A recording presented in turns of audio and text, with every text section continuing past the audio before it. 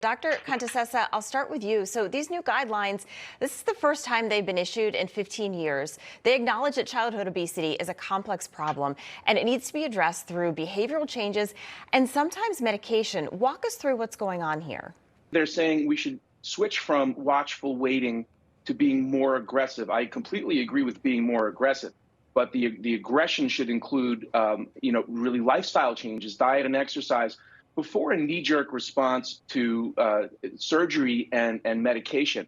Medication is appropriate in some cases where everything else has failed. I think that's completely appropriate. My concern is that practitioners might look at these recommendations and say, oh, okay, I have an obese child and they're not able to lose weight on their own. Let's just give them drugs. And if that doesn't work, surgery. I think what we're dealing with here is sort of a failure of all of us, society, parents, the pediatric community, to really address how do we teach kids to live a healthy lifestyle. And that includes getting off your device, that includes getting out and exercising, but really teaching them, as my co-guest here says, about food.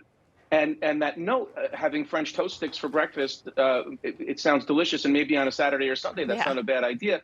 But that should be a treat. That shouldn't be your daily breakfast, and teaching them that, carbohydrates and starches are something that we can't just load up our diets with. And the other thing is that there's sort of a socioeconomic component to this too. It's much cheaper to eat poorly. And the obesity rates are weighted and skewed towards the lower socioeconomic classes. It's expensive to eat healthy. So we have to address that too.